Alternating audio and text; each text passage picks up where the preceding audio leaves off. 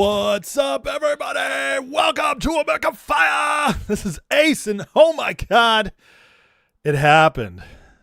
The day I've been waiting for. My God, I even have just a little white wine tonight. Today's a beautiful day, my friends. Today, President Trump called out the grifters by name. We did it. We did it, Joe.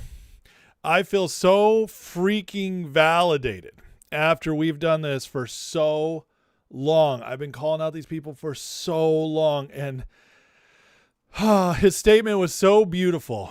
We're going to get to it in a minute, but his statement was so perfect, so beautiful that I had people reaching out to me saying, did Trump ask you about this? Did he? Because it's so similar to what I've been saying. So guys, you want to feel validation, man, we got it tonight. It's amazing. So we're going to talk about that tonight, how Trump actually just absolutely ruined the careers of Tucker Carlson, Candace Owens, Alex Jones, Megyn Kelly, Marjorie Taylor Greene, and all those affiliated with them. Just Dunsky. He had just put MAGA on blast, said, MAGA, they ain't you. We're done. It's so beautiful. And so massive, and they all responded. So you guys better believe it. This is like Grifter report on steroids tonight. We are doing it. This is a victory, and we're going to do a lap. We're going to have a good old time covering all this tonight. On top of that, it's not the only news. Melania Trump came out today and dropped the mic on the Epstein stuff. Everybody, I can't even wait to get into that either. This is just the gift that keeps giving. 2 segments that are just so juicy, so fun, so exciting. This is the kind of night why you want to watch. You don't want to miss this one. This is one of those special nights that we build up for, and then it's just bammo delivered. So excellent stuff. And then, we still got Iran stuff going on to talk through. So that PSYOP's always going on. Got some few other wins, a couple of interesting news items at the very end that we'll do in our popcorn shotgun bucket at the end. But guys, I'm telling you, the juicy stuff, these segments, man, we're going to be doing here on the faggot land grifters that got called out, and on Melania. You do not want to miss it tonight. This is one of those shows that I am hyped. I'm hyped to do. Very, very hyped. So before we get started, because now I know you guys are chomping at the bit for me to get to it. We will. Don't worry. Chomping at the bit. Before we get going, though, hit the like, hit the subscribe. I just want to say thank you to you guys. I got a ton of new subscribers the last couple days. Turns out people really liked that video I did about what's possible for American prosperity. So that video is now my biggest video ever. It just broke 100,000 views. Unbelievable. And brought in a ton of new subscribers. So if you're new, welcome. Guys, the videos are fun. The live shows are where you get the interaction, where you get that's what the spice is all about, is the live shows here. Been doing them for 3.5 years almost, and this crowd is amazing. This community is amazing. So please get in the chat. Be respectful. Disagree if you want. If you want to hit me up, tag me for questions and comments. I do take breaks to get into the chat. Super chat if you want, if you're feeling generous. I won't say no, but I do my best to answer any of the big questions and comments. And moderators, be ready, because I have a feeling we might see some trolls tonight defending their shilly willies. Okay, let's get into it. Let me say hey to everybody that I possibly can see, and then we're going to get moving. So Moody, numero uno tonight. What's up, Moody? How you doing? Cass Sync, Wago Waco, Kev the Tech, What's going on? Ellen Hunt, Nick Majors, Jen Maga, love it. Seth is in the house. Dan the Man, Shogun, always here. Job for 9. Z Grooms, what's up? Jay Tyrus, Pat M, Just Mike, Scott Volkovich, Alice Ford M. How's your husband, Alice? I hope he's doing well. Vincent Vega, what's going on? Waffle Bacon, R.I.P. Alex Jones. I love it. Pedro's here. What's up, brother? Linda Goya, US1, Jay Tyrus, AZ Tropic, and Lochtefeld holding it down on Rumble. We have Steve King's in the house. What's up? William Magdalene. How's it going, traders? Up in here. Vincent Vega. Vega was my favorite character on Street Fighter 2. I used to play him in the... in Walmart when they used to have the Super Nintendos out, and I would just use that sweep move, man. Super cheap. But I knocked all the kids out. It was awesome. I knew you needed to know that. Life for Marvel, what's going on? D6 Report. Marvel asks, what's the name of my intro song? I don't even know. A friend of mine made it for me. So it's only here on the show. That's the only place you get that intro song. Maybe someday I'll make a music video for it and post it. Mayor Lou, what's going on? Good to see you. The other half of US1. Wow, you guys both chat now. I love it. Gordon's in the house. Mike Mishler, what's up, brother? Big B, good to see you, man. And anybody else I'm missing? We got Chip Douglas, X Level, Barry Cantaloupe, love it. Peter's my first name. Well, hey, I love, welcome, Peter's my first name. Nolies, what's going on? Ray Sandoval. I knew I was missing someone. Okay. Let's get into it. Are you guys ready? Man, I'm pumped for this. This is just candy for me. This is just Trump, it's like he knew. I feel like Trump did this for me. This feels like my birthday. This is one of the most beautiful posts he's ever posted. I just all right, let's read it. I can't do my Trump impersonation because it's too terrible. So I'm not gonna screw this up. Are you guys ready? This is what we've been waiting for. This is what the Grifter report was created for. Trump truthed out tonight. I know why Tucker Carlson, Megyn Kelly, Candace Owens, and Alex Jones have been fighting me for years, especially by the fact they think it's wonderful for Iran, the number one state sponsor of terror, to have a nuclear weapon. Because they have one thing in common: low IQs.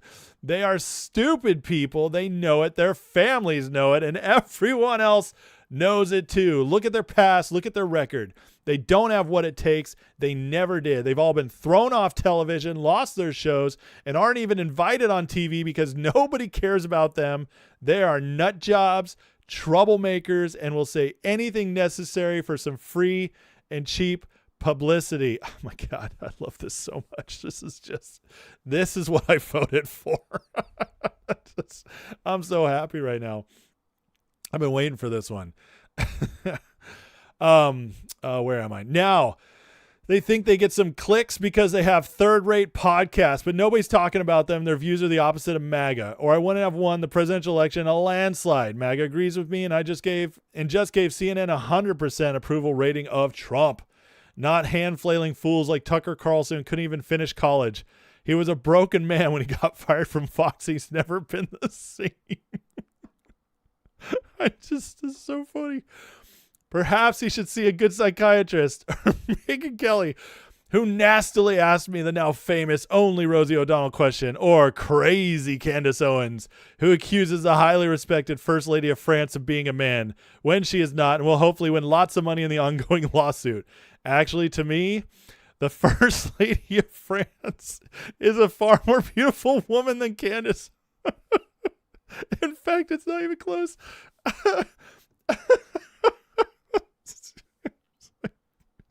I mean, listen, Bridget Macron is not a good looking woman at all. And listen, Trump knows what a beautiful woman's like. I mean, look at his 3 wives. They're all smoking. Gorgeous women. Trump doesn't mess around. So this is obviously not saying Bridget Macron's attractive. He's saying Candace Owens is ugly. Just making it clear out there for anybody wondering. Very funny. Or bankrupt Alex Jones, who says some of the dumbest things and lost his entire fortune as he should have for his horrendous attack on the families of Sandy Hook shooting victims, ridiculously claiming it was a hoax. These so-called pundits are losers, and they always will be. Now, fake news, CNN, the failing New York Times, all the other radical left news organizations are hailing them and giving them positive press for the first time in their lives. They're not MAGA. They're losers just trying to latch on to MAGA. As president, I could get them on my side anytime I want to, but when they call, I don't return their calls. This is so petty. I love it. Because I'm too busy on world and country affairs, and after a few times, they go nasty. Just like Marjorie Trader Brown, but I no longer care about that stuff. I no longer care about that stuff. He just wrote a novel about it. I only care about doing right for our country. MAGA is about winning and strength and not allowing Iran to have nuclear weapons. MAGA is about making America great again. These people have no idea how to do that, but I do, because the U.S. is now the hottest country anywhere in the world. President Donald J. Trump. Oh my God. That's so funny. Listen, cheers to that, guys. Cheers to that. Let's drink to that. Oh, that was worth it. All the hours I've done exposing people, all the time I've spent uncovering this stuff, calling them out, making sure people don't get taken astray by their nonsense, because it's so easy to debunk. Because just like he said, they're not smart, they're clever, they're shisty, but it's easy to break it apart. And it's been so clear, especially since Iran, when they all really ratcheted it up. But this is just the icing on the cake. So beautiful. I love it. As for the people like Robert Barnes and the other ones, listen, I got to tell you right now, a lot of those other grifters who are Ian Carroll, Nick Fuentes, they're on the lower spectrum. Trump doesn't even bother with them. He probably doesn't even know who they are. That's beautiful. And you got to know that those people are probably upset about this. Now, Dan Bongino, he had to jump on this. And so let's let Dan rant for a minute on this too. And then we're going to get to their responses, and it gets really fun. It gets really fun because these people are legitimately crazy.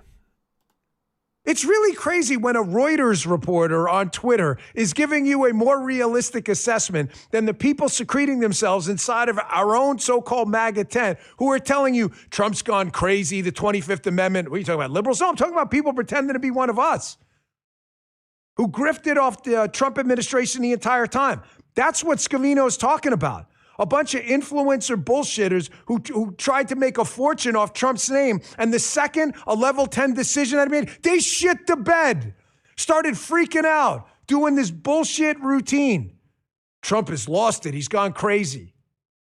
Here's a Reuters reporter at Phil D. Stewart. Iranian authorities see the truth with the U.S. and Israel as a strategic victory. Go deeper on it. But yesterday, when Dan Scavino tweeted, they're dead, right? He's influencers, smile, dead. This is what he knew this was coming. He knew this was coming. This is the death blow. This is the death blow. And now, see what happened is Trump is so smart, man. I am constantly in awe of how smart he is. I legitimately think the more I study Trump, he's one of just the smartest people who is currently alive. And it's not just like book smarts, okay? Because that's not what I'm talking about. I mean his instincts. The man has the best political instincts of anybody I've ever paid attention to in 25 plus years of doing this. And then on top of that, the studying I've done of history and our American culture, our American politics. His timing on this post, just as everything, like these people all started crashing out as soon as Trump attacked Iran at February 28th. Okay, so once Trump did that, it started the exposure. That's when Tucker went all out. That's when Megyn went all out. Alex wasn't far behind. Candace had already been in crazy land. A lot of the other grifters had already been there. But that's when the big names finally showed themselves. He got them to turn. And then he let them wallow in it for a while. He let all of us, now I'd been calling out most of them for a while before that, but other people like me who care about the truth, who actually are MAGA, who love our president, who see what he's actually doing, who see how he's disassembling the city of London bit by bit, setting us free, getting us back to sovereignty and prosperity and justice. We see it. We can see it. And it's not hard to see. People who in the media with resources and people to talk to, they should all know better.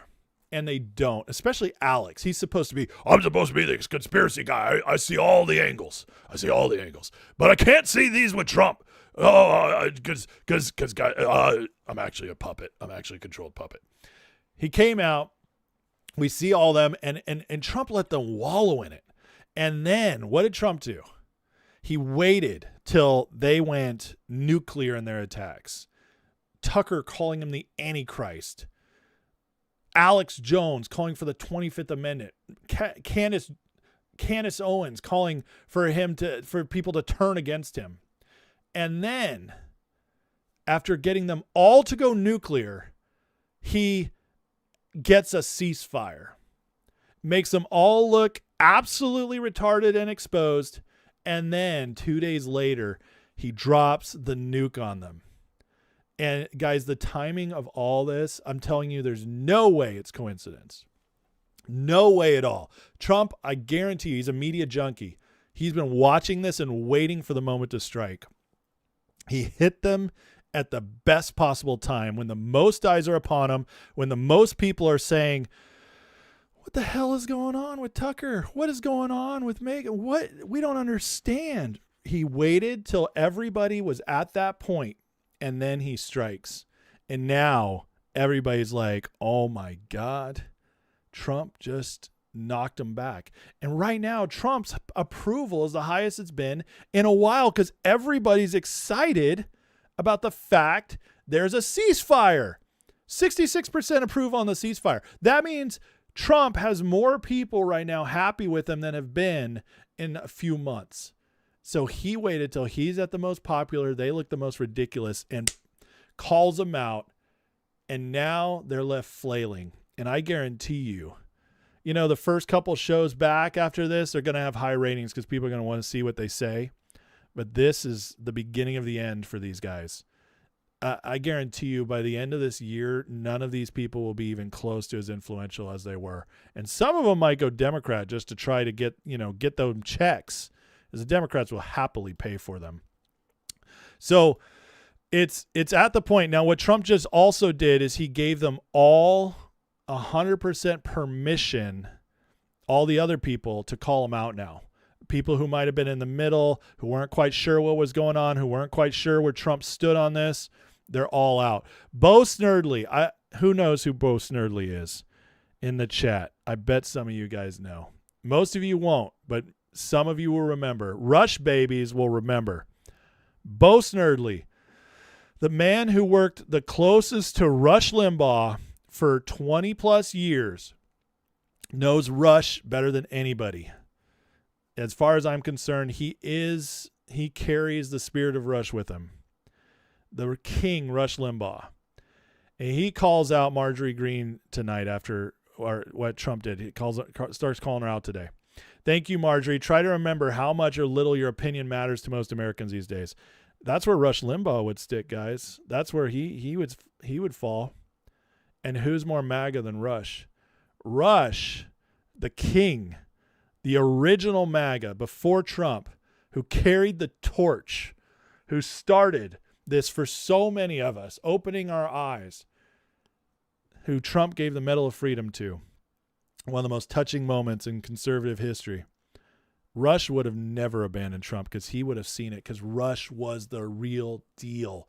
Rush was independent. That's why they all hated him, and that's why he was never accepted in the media. Not like Sean Hannity, not like Tucker, not like all these other guys who found their way into other media spheres. Every time Rush tried anything, they kicked him out because Rush was the real deal, just like Trump.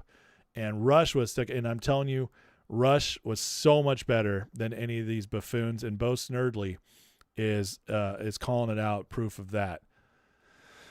Now, great post right here. You'll start seeing which people are bought off now. And we're starting to see some of these big posts. Now, this OSINT defender, big guy on X. Most of you guys won't know who he is.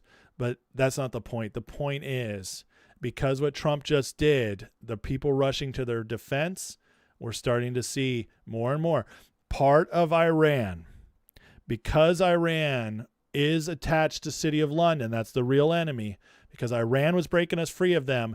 The other part of the Iranian war that nobody talks about except for me, Promethean Action, Tom Luongo, and a couple of others, very small handful of us, one of the big parts of the operation in Iran was exposure. And nobody talks about it, very few.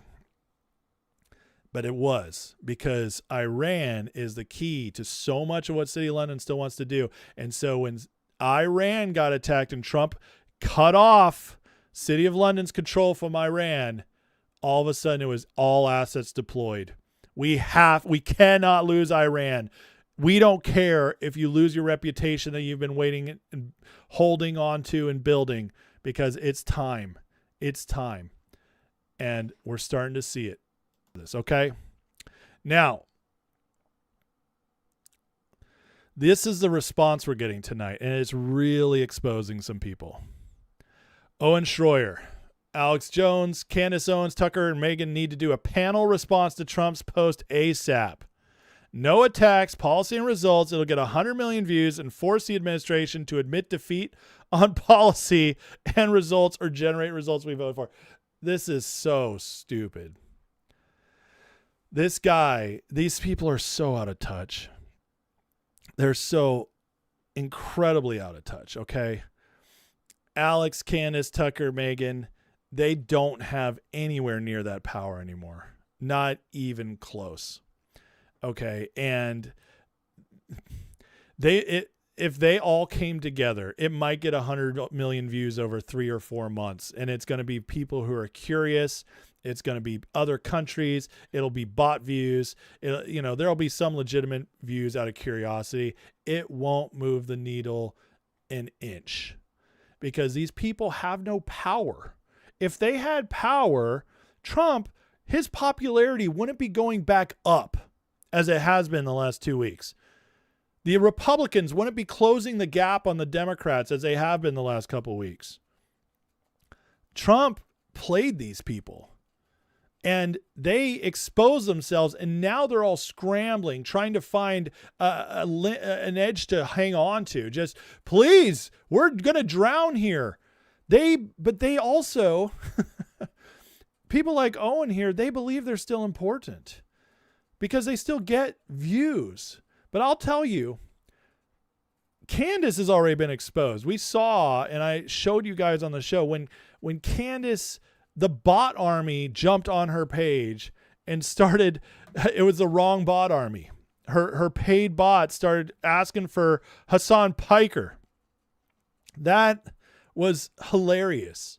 She got the wrong bots, but it showed you that it's bot armies blowing up her feeds. Her views had been going down until she did the Erica Kirk series, and now they've been going down again since then. Candace hasn't moved the needle a whit.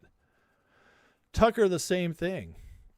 In fact, I have some really funny stuff on Tucker I'm going to show in a minute to just absolutely prove it. But they're crashing out hard and all trying to promote themselves as if they matter. And Owen Matter is one of the least of them all. That's why he doesn't get a call out. This guy doesn't matter. It's kind of ridiculous to me that people still follow this guy. He's an absolute joke. And the only thing he ever has is they went to jail for January 6th. Now we have Viva Frey, best friends with Robert Barnes and Rich Barris, the total crashed out Bannonites who try to tell us that they know exactly what's going to happen with the elections coming up, and that if Trump doesn't listen to them, they'll lose. No, except we know Barnes is an Act Blue donator 4 years ago. Well, 2020. So 5-6 years ago, we've caught him. We've seen where his money goes. The guy's a total fraud. And Rich Barris, he's nothing without Steve Bannon. Well, what do we know about Steve Bannon now? The Epstein files told us a whole lot about Steve Bannon. and all his crew. And then we all started looking into Bannon a little more than we ever had before and started finding out a lot of shady stuff from his past. Viva is a big part of that. Viva's been trying to stay out of it, but tonight he really showed his true colors. I know Alex, I won't disavow him. I know Megyn, I won't disavow her. I don't know Tucker, but I won't disavow him, even if I disagree with him. I don't know Candace, but I won't disavow her, even if I disagree with her. And even if Barneslaw were to disavow her. Ha, ha, ha. You see how that works among adults with half a brain? If you look at Trump's last truth posting as a type of post that actually wins elections. You guys hear this stuff? This is what Viva, Barnes, and Barris only talk about. Winning the midterms. And listen, I would love to win the midterms. I like winning elections, but the presidential election mattered much more. But yeah, I'd love to win the House, keep the House, of course. It'll help. But as I've told you guys before and outlined, it's not the end of the world if we lose the House. It's a blip. And it won't be nearly as bad as people project it to be, because we'll still have the Senate and we'll still have the presidency. And there's only so much you can do when you just have one House of Congress. Regardless, it's nice to win. But here's the problem. And this is the problem, because I used to be a big Rich Barris fan, because to his credit, he was right. He called the 24 election pretty accurately. But he was on our side then. And now he's wielding his power for evil. And this is how I started noticing. Because everything Trump did, right or wrong, became about the elections. And that's all Rich Barris cared about. And I got to tell you something, folks. The only thing that really matters when you elect a leader who's got to do real change is that they do it. And sometimes that change is going to be very unpopular. And you know who got this more than anybody else? God rest his soul. Two men. Scott Adams, who understood Trump better than anybody, especially psychologically, who said in one of his great last posts last November that he expected Trump to do things that would make him extremely unpopular, but by the time he left and by the time he was gone, he would be looked back as one of the most popular presidents ever because of what he accomplished. That's true leadership. Take the hit now for reward later. That's true leadership. Scott Adams saw it. And the other man who saw it was Charlie Kirk. Charlie Kirk, who held this thing together, who kept all the grifters out, because Megyn Kelly, Tucker Carlson, Alex Jones, none of them held a candle to Charlie.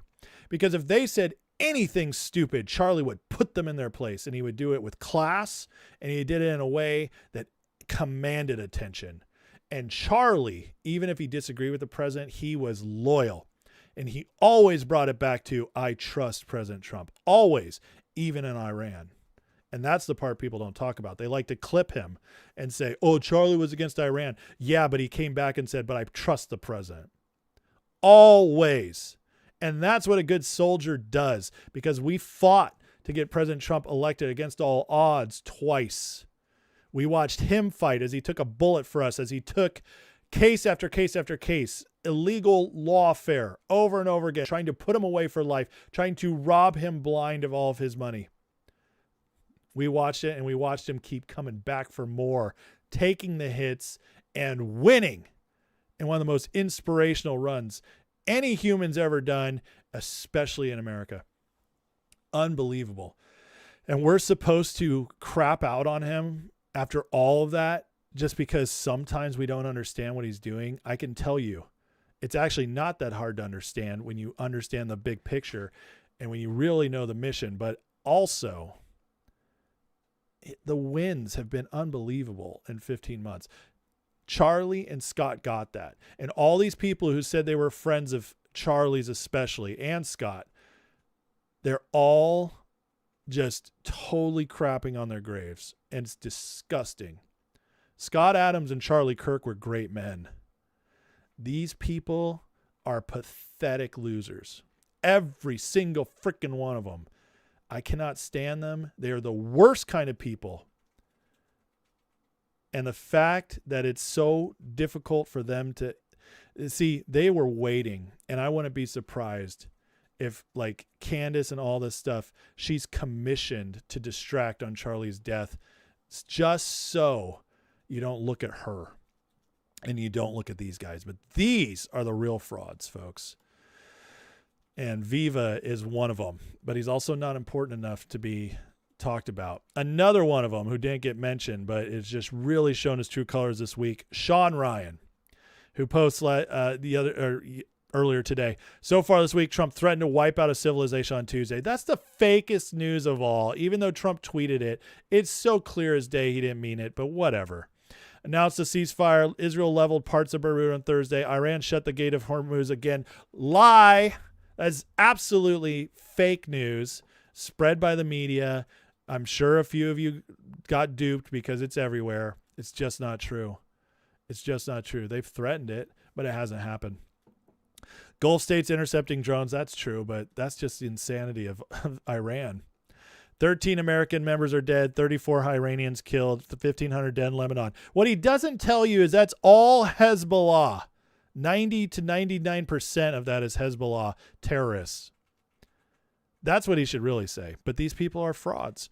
This administration has the nerve to call us a win because it is, because we've won in so many more ways and that these people are just lying about. But let's look at this great post calling it out.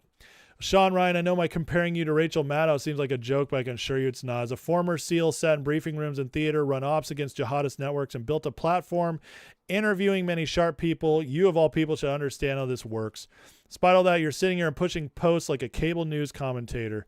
Let's cut through the selective timeline you laid out. Trump issued a brutal, unmistakable warning over the Strait of Hormuz.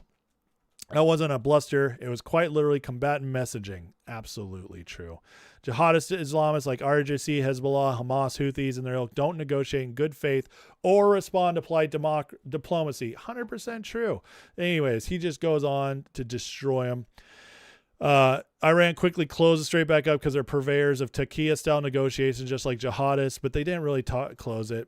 Everybody's being dishonest. They didn't close anything. See, I mean, this is, everybody knows this. But again, Sean Ryan. Who is it, Sean Ryan? Special ops and CIA. Tucker Carlson's dad, CIA. Alex Jones' dad, CIA. I mean, come on. Do the math. CIA for years and years and years, controlled by MI6. MI6 run by City of London, funded and run by City of London, who actually runs England along with the Crown. UK, EU, you name it, the cabal, the Rothschilds, they're part of it, the Rockefellers, you name it, it's all them. It's all City of London, and it all goes back to them, and these are their people. They love throwing special ops out there to do their podcasts because it immediately gives them credibility. But Sean Ryan, total fraud. Let's keep going. Here is Alex Jones. This guy has become such a joke. And I say that as somebody who used to be a fan of Alex Jones. I'm not going to lie about that. I did. I used to enjoy him. I used to find him entertaining, and he was right about some stuff. But you know why they allow them to be right about some stuff, folks? They allow them to be right about some stuff in order to gain trust. And by gaining some trust, then they can psyop us. We're going to talk about that a little bit more in a minute here. But Alex, at this point, we're seeing what he's really all about. And here's his response. See the report, but I'm just wondering if Trump's been held hostage or something. So listen, I'm not mad about this. He's mad that he's wrong. And he's mad he got set up by Israel. And he once a man, twice a child. This is dementia. What are you even saying? And so, it doesn't matter. We're going to keep intervening. He knows he was wrong about Iran. He's throwing a fit. And it's okay. We're going to continue to be adults. You hear how he's mumbling? This guy is drunk out of his mind. Trump's been held hostage or something. Watch him stumble in. See the report, but I'm just wondering if Trump's been held hostage or something. So listen, I'm not mad about this. He's mad that he's wrong. And he's mad he got set up by Israel. And he once a man, twice a child. This is dementia. Trying not to laugh. And so, honestly, Al not watching me. You'll never watch me. It helped. You need to go check yourself into rehab and kick the drinking. It's killing you. You're 52-year-old man, 54-year-old man. You're only 10 years older than I am. And you look awful, brother. Go get help. Go get help. I mean that. Refresh and it works out. Okay. Alex, I made it very clear. I no longer support President Trump, and I'm very thankful to him for making it clear I have nothing to do with him. The new Trump is a rotting husk of an old Trump. I hope 47 enjoys Mark Levine being a spirit animal. Now, I gotta tell you, guys, Alex doing this is one of the stupidest things he could possibly do for his career. It's one thing to get called out by Trump. It's another thing to flat out say, I am breaking with Trump. I guarantee you he just lost a huge portion of his viewers. And this is going to get very interesting going forward. But these people, they're digging in. And why are they digging in?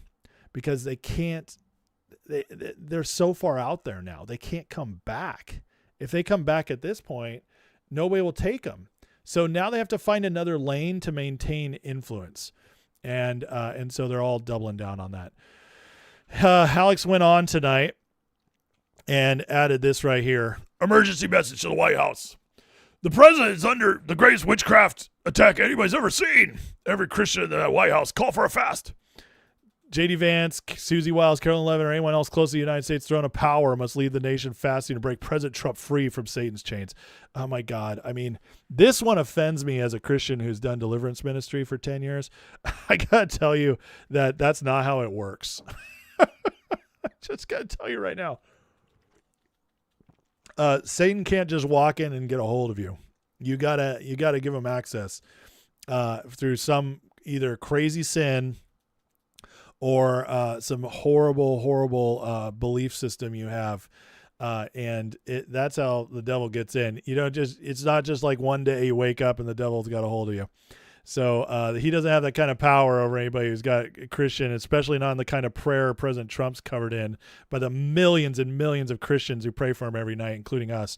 So anyways, just absolutely insane stuff to say. But Brian Cates calls him out really well right here. He says he's not, because MTG Q warned Anons over 9 years ago not to trust this guy, which is absolutely true, by the way. And here's all the posts. I'm not going to pull them all tonight. I got my own stuff to show you guys. But if you're interested, go to Brian Cates on X and you can read all the Q posts from back in the day that absolutely called out Alex Jones. Now, we have Cernovich. Oh, Cernovich, who was trying to get back in the other day.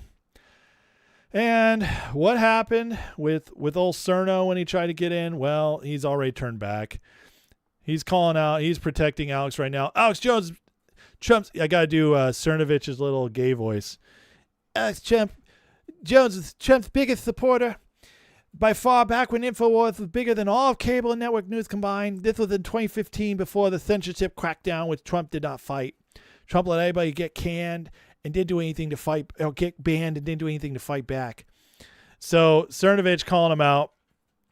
And just again, but here's some receipts from Cerno over the years. I hope the Senate convicts Trump. F is pardonless. Whatever happens, I'll enjoy. Bill Belichick's rejecting the Medal of Freedom from Trump is consistent with my read on events, which continues to infuriate many of Trump's supporters. Wear an effing mask. This effing guy. War Economy says, this is my impersonation of Mike Cernovich. I'm so in the know. I talked to all the right people, and let me tell you something. Insert something to be proven wrong. Trump dunks on somebody he knows for being stupid. I don't understand why. Why would he do this? Cernovich, man, just keeps going back and forth. It's just ridiculous. Absolutely ridiculous. Let's keep moving. Here's Tucker before purchasing his home in Qatar. Tucker, aren't we the only country allowed to make preemptive strikes? Who the hell does Iran think it is? That's it. Actually, I know you're sort of kidding, but I agree with that. I think we are the only country. No, I'm not kidding at all. Rather, we are. That's absolutely right. The only country with the moral authority sufficient to do that. The only country that doesn't seek hegemony in the world. I do think, I'm sure I'm the lone voice in saying this, I think Iran deserves to be annihilated. I think they're lunatics. I think they're evil. I do think we ought to assess what would happen to the price of energy were we to do that. I don't think that's a small factor. It could tank our economy.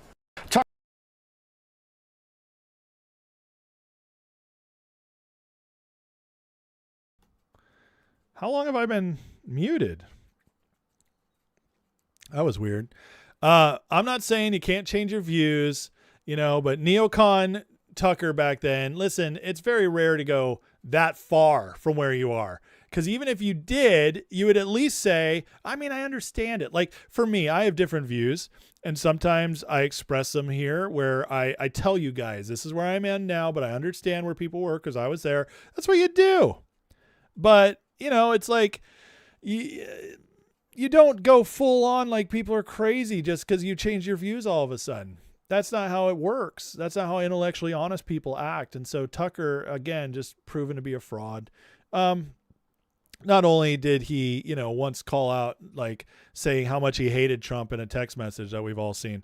So there's that. And then there's, Alex Dugan. This guy, I mean, I'm getting ready to do a members live exposing all of Alex Dugan because it's a deep rabbit hole. But this guy is pretty clear controlling a lot of these influencers, or at the very least coaching them. And they take a lot of their reads from him, which he is a Russian propagandist, and he claims to be close to Putin, but all those close to Putin say they've never heard of him. So I think he's an MI6 asset meant to just cause chaos wherever he goes. But this guy writes, over the course of Epic Fury, Alexander Dugin published 60 posts about Tucker, 1.5 a day, making Carlson one of the most referenced figures in his entire feed. Who else did Dugin amplify? I dissected the data here. So quite a few people, including also Megyn Kelly. But that, we'll deep dive that another time. CNN now is telling Trump to listen to Alex Jones in case you missed a new alliance between liberal media and the Eurasian slop peddlers. New York Times is writing stories framed like Bannon would frame them in case you're confused about what's going on. The CIA Mockingbird media, what they did is once Trump utterly destroyed them, they started going to the airwaves in other ways, the alternate media. Alex hung out there a long time. And I'll tell you my honest opinion about Alex. I don't know if Alex has always been bought off, but he definitely is now. And so what either happened is Alex was at one time legit and they got him. I don't know how. There's a few ways, maybe through his bankruptcy, maybe through some other stuff that's been alleged. I don't know. But there's no doubting where Alex is now. And there's no doubting where he's been for a few years because this was called out, I believe, as early as 2018 in the Q post. I just got to say, I'll give it credit where credit's due. But these people are now aligned fully with the old school media. And that, my friends, tells you all you need to know. Before Trump was almost assassinated, Candace Owens used to be like this, the God and Country t-shirt. Threw out all my son's Superman, Batman memorabilia, replacing it with bloodied Trump photos and figurines. Don't at me. How far they've fallen. I'm just reminding everybody because tonight is like the big victory lap. And with Trump calling him out with all the attention on it, it's a good thing to do is revisit and remember why he did it. 0 Hour post. What's coming for Candace Owens is not pretty. This will be added to the evidence. Also, her relentless bullying of Erica Kirk by her deceased husband. I'm looking forward to the trial of Candace. She's about to lose so much money she may file for bankruptcy. Alex Jones knows a bankruptcy lawyer, I hear. So, because Trump says he hopes she loses the lawsuit. Well, I got to say, Trump knows stuff. He knows more than anybody. He's the U.S. president. Of course he does. And if Trump is calling out her lawsuit with the Macrons, I got to tell you, I would not feel very confident if I was Candace Owens. Now, how does this all work and why are they coming out now? Well, one of the best books in a while is this Richard Poe book, How the British Invented Communism and Blamed It on the Jews. Fantastic book. You guys got to check it out if you can. It's not hard read. But British agents, long game, deep cover, English-speaking MI6 can stay under decades till activating. Decades. So when people are like, oh, but they've been good for so long. Well, they plan for this stuff. This is the greatest intelligence agencies in the world. These are deep state. This is who, everybody's like, Mossad's the greatest in the world. Yeah, who trained them? MI6. City of London, who created Israel too, by the way. Israel tards are like, oh, Trump's controlled by Israel. Blah. No, Israel makes a lot of moves because of City of London. Israel's not the bad guy. City of London is. Israel gets controlled by City of London often. That's a whole nother story. Typical that the British blame the Jews. It's been going on for centuries, which is also 100% true. For those of us willing to do the research more than 20 years back, everybody who makes all these big Israel points, they only go back to like the 70s at the latest. Those who really do the research go back to the 70s. Everybody else is just past 20 years. Well, Israel, the state, was created by City of London. Go look it up. UK, Balfour Declaration, all City of London. And then they've been used many times since then. And when they do stuff that doesn't make any sense, wonder why it doesn't make any sense. Maybe it's because it's not about them. Just a thought. But this is where all the assets come from. MI6 passed on down. MI6 trained CIA, MI6 trained Mossad. Praying Medic gives us a great insight into how all these psyops begin. They all begin with legitimate questions. Candace Owens investigating Charlie Kirk, legitimate. How she did it, completely illegitimate. How she fraudulently made accusations, completely illegitimate. How she kept plugging in nonsense that kept getting debunked, completely illegitimate. Making up stuff all the time, that's all illegitimate. The questions started out legitimate. Alex Jones, the questions started out illegitimate. The questions establish credibility. Once the audience trusts the presenter, the discussion shifts and the real agendas are advanced. Or sometimes they advance before they're ready. And that's what happened with Iran, because once Iran got hit, all assets deployed time. And that tells you all you need to know. In this case, efforts to divide the base and let Democrats regain control. Why? Because MAGA took over the Republican Party. It used to be they could play the democracy game for, to give us make us think we were in control. Oh, here's a Bush passing it off to a Clinton. Here's a Clinton passing it off to a Bush. Here's a Bush passing it off to an Obama. We had all those years of deep state control, both sides. But then Trump came along and took over the Republican Party. And now all the people in the Republican Party that are still controlled, they're so weak, they don't much matter anymore except to slow things down. The Republican Party is not going to be able to be retaken for a very long time by City of London. We're too awake. We've taken over too much of it. The Democrats, on the other hand, are still fully in 100%, except for maybe Fetterman. And I'm not saying they're people, but definitely the people in charge. And so that's what they need to do. Get them back, because it's their only hope. The deep state allowed InfoWars uncontested, as Alex Jones, access to its audience for decades. That is absolutely true. Alex never faced any opposition until the Sandy Hook stuff. Within months of Q's first post, multiple 4chan boards were compromised. 8chan was nuked. You tell me who is running the PSYOP. Excellent point. Excellent point. Speaking of the old posts, here's an old Q post from 2019. Oops, my bad. Screwed that up. Some who once supported POTUS, sleepers, will turn. Puppets and puppet masters. Control of narrative, control of public opinion. Control of public opinion equals power. Everything's at stake. Old guard power structure being destroyed. Washington Civil War. Exposure of truth. Self-preservation, fighting for survival, information warfare. There it is, guys. All assets deployed. That's exactly what we just saw, isn't it? Pretty crazy. Whatever you think of Q, there's no doubt there were several things that were absolutely 100% right during that whole thing. And then finally, it's going to be fun trying to watch them jump on the bandwagon. Give it a little time. I don't think they'll make it this time. I think the train is too far off the station. So good luck. Good luck, grifters. We won't miss you. Candace, Tucker, Megyn, Alex, Barnes, Barris, Bannon, you name it. It's too many to name. Ian Carroll, Nick Fuentes, on and on and on and on. I'm at the point where I've seen too much. I know too much. Now that now that Trump has called them all out, it's official.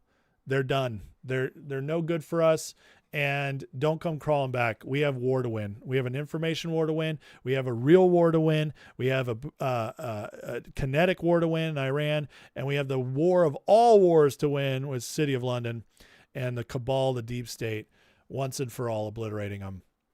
And my friends, we're going to be on the winning side of that, and all these losers are going to crash out even more. Love it. All right. That was a very long segment. I apologize, guys, but we just had so much this was such a big deal that happened tonight. So before I get on to the next segment and talk about Melania and Epstein, which is massive news as well, but we'll not have as much stuff to talk about. I do want to get into the chat because you guys have been patient. So if you've tagged me or sent a super chat, I will definitely be paying attention to you, and I'll try to catch whatever else I can see at the same time. But in the meantime, guys, please hit that like, hit that subscribe if you don't mind. If you guys will, I really appreciate. Excuse me. This is the best chat room on the internet. No doubt about it. During these lives, had so many people tell me, I cannot believe all the activity in your chat. It's way more than anybody else your size and much bigger. And that's just because we have the best. So moderators, thank you so much for all the help you guys are giving. Listen, if you want more, if you really like this community, what you're seeing, you can become a supporter, and you can do it for free. You can click the Patreon link in the description, get in for free for an entire month, and then you can quit. You don't have to pay me a dime. But join the Discord, check out the members' lives where we deep dive stuff. And if you like it, guys, awesome. If you like it, stay. It's only $5 a month to support the channel. If not, God bless you. We love you anyways. And just please keep showing up and hitting the like and subscribe. I would greatly appreciate it. Okay, let me get in the chat, and then we're getting on to Melania and Epstein. There's so much. Okay. Let me reply to some peeps here, though. I definitely saw some super chats, and I do not want to miss them because I feel terrible if I do. So let me see here, you guys. Man, there's a lot going on in the chat tonight. So it's only let me go back so far. I apologize, guys. I might have actually missed some of yours because I think there's a way to pull up just the super chats. Anybody who paid definitely is going to get a shout out because that would be jacked up if I didn't. So I want to absolutely make sure I'm doing this right. Let's see. Doridio with the $10 donation. Thank you so much. Says you are right about it all, especially the effing Brits. It's always the effing Brits. You're my favorite YouTuber. No. Oh man, that is a very sweet thing of you. Thank you so much, Doridio. That's awesome. I appreciate you reaching out. CG Evans with the $10 says in the Trump voice, Candace is so dumb. She doesn't have a clue. In fact, she couldn't even win at Clue. She keeps saying it was Erica Kirk with a candlestick on the Egyptian airliner. Straight to my lawyer's office. I don't even know what she's doing over there. Okay, that's the best Trump I can do. Ray Sandoval with the $2 super chat says, hit that like button. Thank you, Ray. Ray knows what I like. I like the likes. David123 says $10 donation. Says Theo Vaughn is an excuse to be sucked into the black pill vortex, but Tucker, Alex, Megyn Kelly, and Candace do this professionally. I can't believe Tim Pool and Steven Crowder are better shows now. That's an excellent point. I completely agree with you. Listen, except for he has an excuse point. He doesn't have an excuse. He's freaking, he's too connected to have an excuse. Now he's dumb. Theo Vaughn's a moron, and he's a drug addict, and he's burnt out. So I guess in that sense, you could say he has an excuse. But listen, when you're that connected with all these people, you don't have an excuse. You can go find the truth. Ray Sandoval with another hit the like button. Thank you so much, Ray. I greatly appreciate you, man. Sleepy Trash Man with the $9.99 super chat says, hey, Ace, just want to say you've been one of the few real ones who I go to for clarity on current events. Thanks for getting me in the City of London rabbit hole. Like, holy F. You're so welcome, Sleepy. Thank you for the donation. And listen, man, what you say there, it's so true. And I do want to say like what was I going to say on that? Once you see it, you can't unsee it, right? That's how I feel about it. It's like, for me, it was the same deal as a few years back where just out of nowhere, I was just like, cause I knew the deep state, I knew what that was all about. Understood that, but man, once I didn't really understand who they were, where they came from, how it worked. And then it happened. The whole flipping thing with the city of London, and putting that together and researching that. And my God, it was like, wow, it suddenly makes so much sense. And yeah, I completely agree with you. And once you see it, you can't unsee it. It's just everywhere. It makes so much sense. So again, guys, I am saying sorry to you. I'm trying to figure out the way to bring up all the super chats, because I know I saw a couple that just disappeared on me, and I'm not happy about it because I want to be able to see everybody. Oh, here we go. I think I found it. Yes, I found it. Okay. Lichgore 727 with the $20 donation. That would be very unfair to miss. Says, glad other people are seeing the end of the city of London. People are starting to see all the fraud and waste, so much being reviled in all parts of life, and more to come. Blessing to you and yours. Amen, brother. And thank you for the donation. That's very generous of you. Mandy with the $5 says, who agrees if Tucker Carlson Kelly is anywhere near JD Vance for his election, it's over for JD. That won't happen anymore. I guarantee it. Let me just say that right now. So it would definitely hurt JD for sure, but it's not going to happen. So not going to worry about it. Not going to worry about it. All right. Thank you guys for the super chats. Really appreciate it. Have I covered the Fabian Society? No, I haven't. I need to do that. That is something but that's a good members live topic. So I'll try to remember that. All right. Okay, guys. I will spend more time in the chat in a little bit here, but let's get on to the next segment. We got a lot of people watching, and you guys are being so patient. I really appreciate you guys. And, did I miss any other super chats? Somebody said there's more, but that's all of them from what I can see. I really apologize if I'm missing them. If I am, it's YouTube's fault, not mine. I promise you. I'm doing my best. Okay. Dominic Cella says, what do I do to find out about City of London? Well, you can do research, but if you want to watch the best channel on it who really understands it is Promethean Action. Okay. I learned a lot about City of London before them, but once I started watching them, it really opened my eyes. And I started watching, or I started doing some deep dives as a result. So, okay. And that's how you can do it. Okay.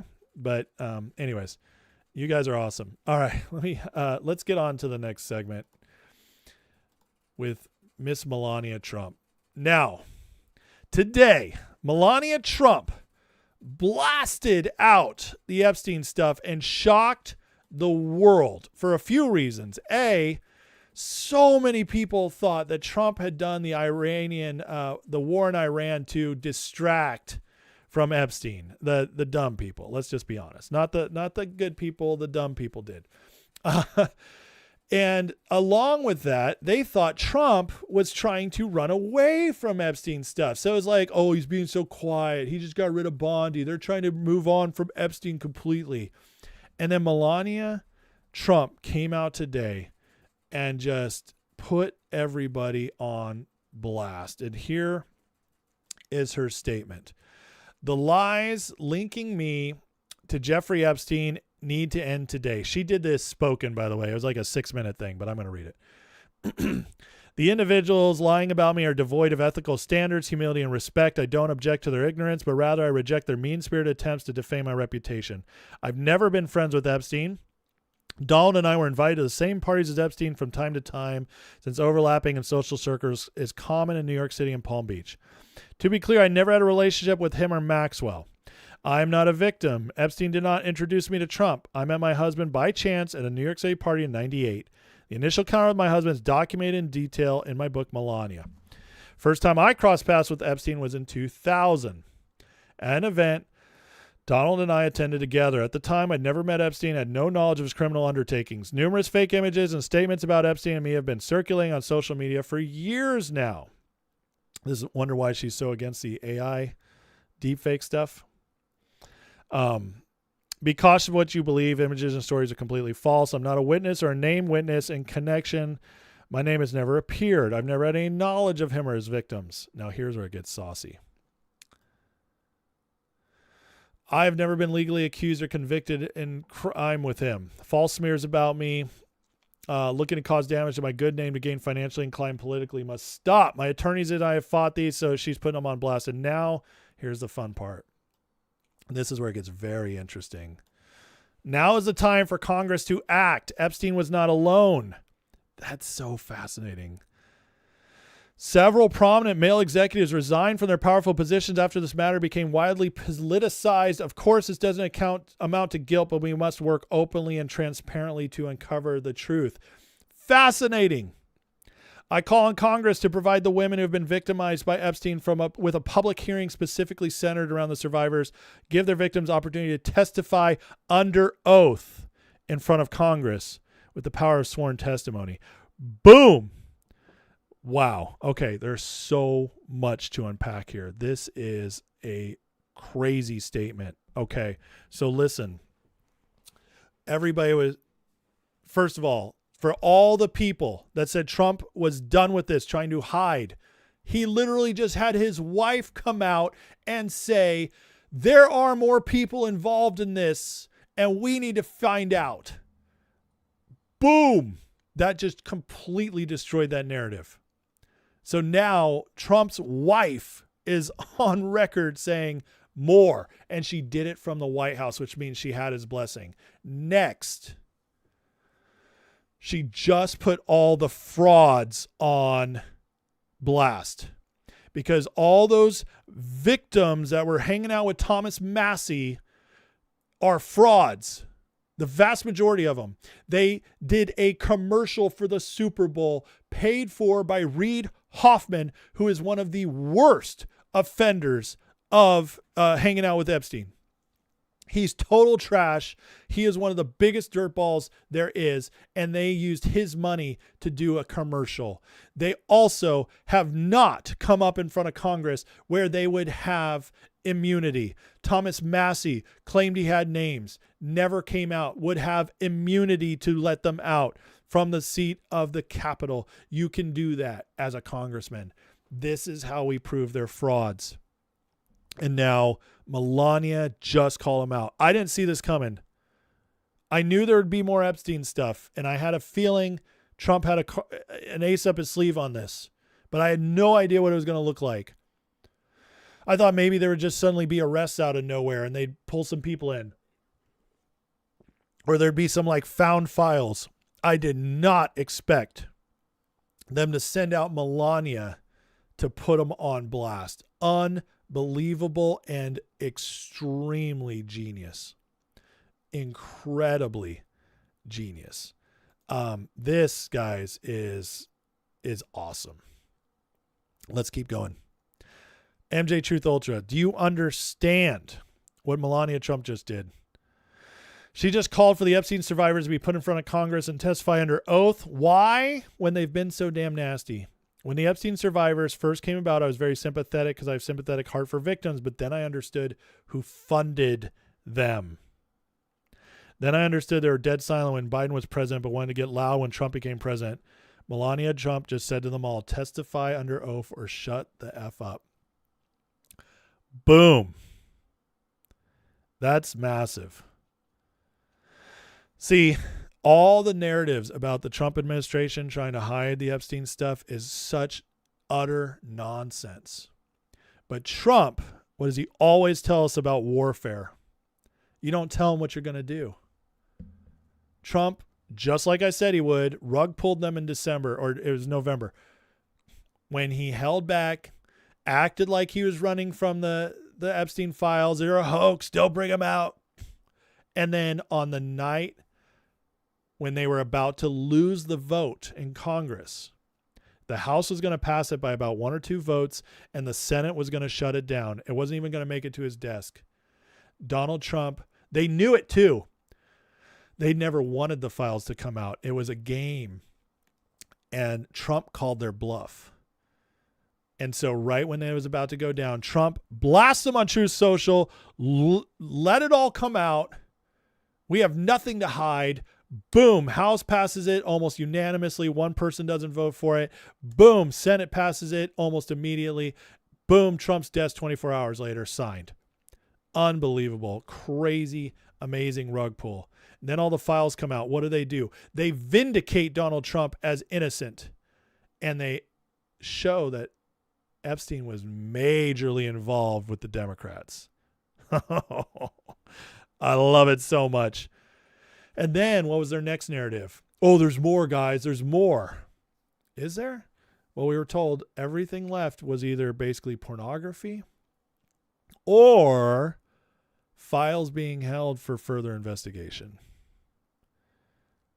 And this, and everybody's saying, oh, Trump's still hiding stuff. They won't release it. This just proves it. Because Trump never had to bring this back up again. And MAGA didn't care. MAGA loves Trump. MAGA's been supporting Trump. This Iran win, MAGA's just going to love Trump more. It's like MAGA knows it. His base is strong. His approval's going back up, hitting 47, 49 in Rasmussen polls. He's trying to back up. He didn't need this right now. So why now? Well, Bondi's gone. Why is Bondi gone? Not because she was bad. Because she fixed the DOJ, and now it's time for the killer.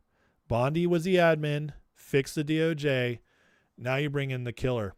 Todd Blanche, now acting. Todd Blanche gets to be temporary if they need him to be, which means he can be ruthless, and he also didn't need to be confirmed. I'm telling you guys, remember what I said last week when Bondi was fired or moved on. I told you that to me, this was the sign that the next step was going to be justice here. And then what do we get? 1 week to the day after Pam Bondi's gone, Melania Trump coming out and saying it's time to go after the Epstein guys. In the statement, she says, where is it? Several prominent male executives resigned from their powerful positions after this matter became widely politicized. She's calling them out. This is big. This is a big deal. And I have a feeling there's panic in DC right now over this. Let's keep going. Here's some of the survivors, quote unquote survivors, that Thomas Massey's been running around with, but that refuse to testify under oath as that moment was happening. So one of the things I was thinking in that moment is that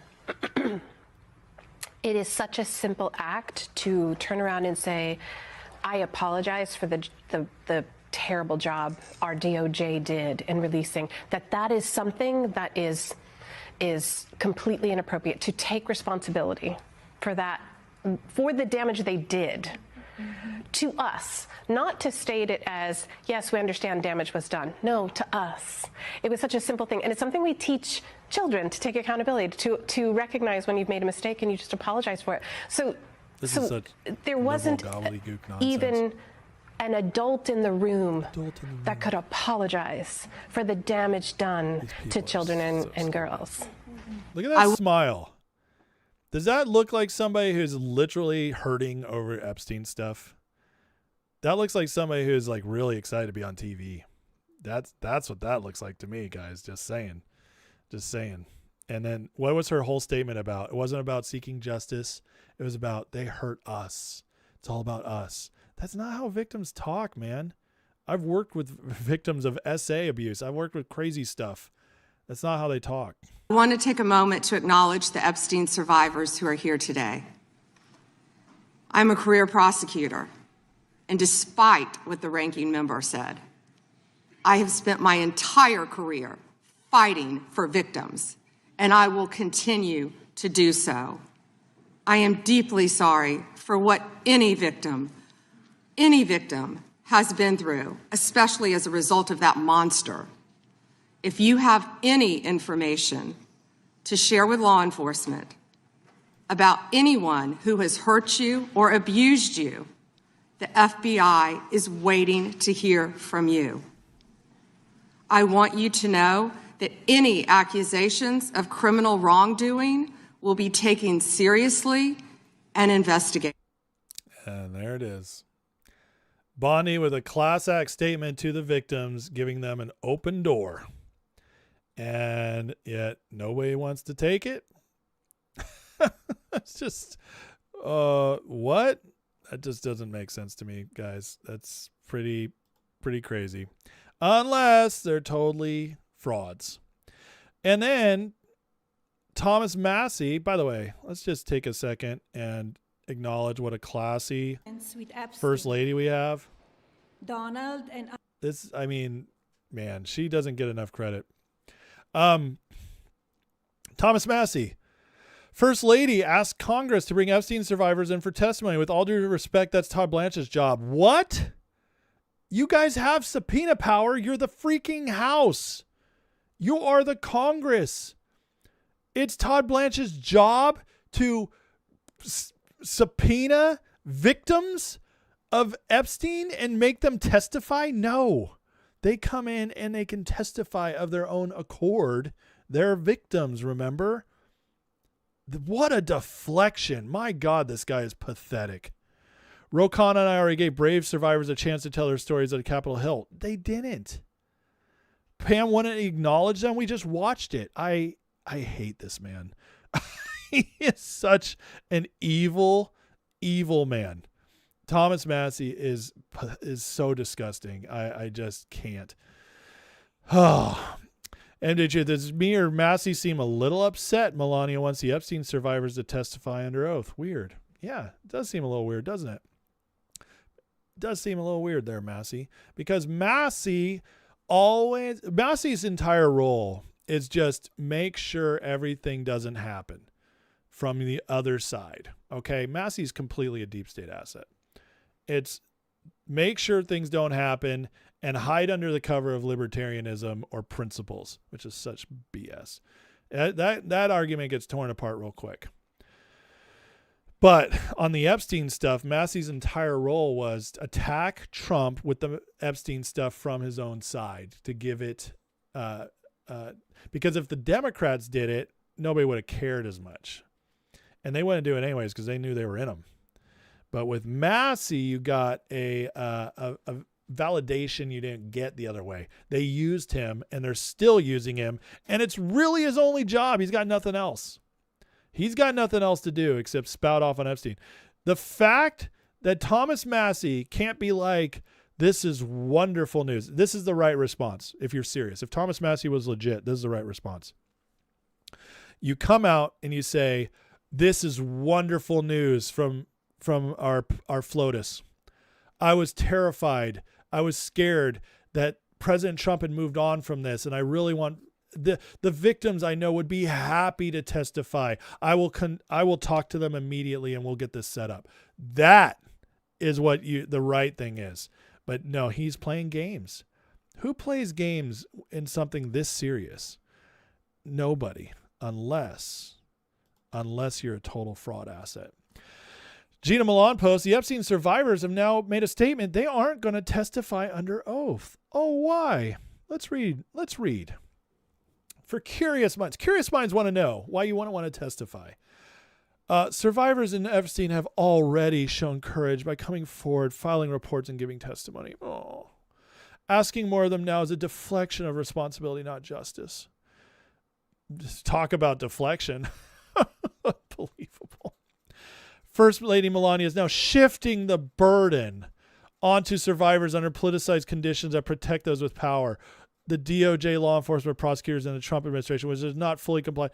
This is disgusting. It also diverts attention from Pam Bondi, who must answer for withheld files and the exposure of survivors' identities. Who did she expose? Name me one person she exposed. I'm pretty sure I would know it. The failures continue to put lives at risk while shielding enablers. Survivors have done their part. Now it's time for those in power to do theirs. All the names. Really. Listen, when people are seeking justice, when they've been wronged, whether they've been robbed, they've lost a loved one, they've been abused, whatever it is. Those people take every opportunity to speak out. I've known survivors. I used to work in Texas when I was in ministry. I worked with a ministry that specifically worked with sex trafficked girls. They rescued them and then they housed them and helped them build their lives back up. And guess what? Those girls would come out and they would visit churches, schools, whatever, to warn people about what's happening. They would give their testimony over and over again to help bring justice because there was a fire in their belly to do it. These women, the fact that they would not take another opportunity to do justice in front of everybody, it's fraudulent. It's absolutely fraudulent. And I don't care. I'm going to tell them right now, victims, you're not watching.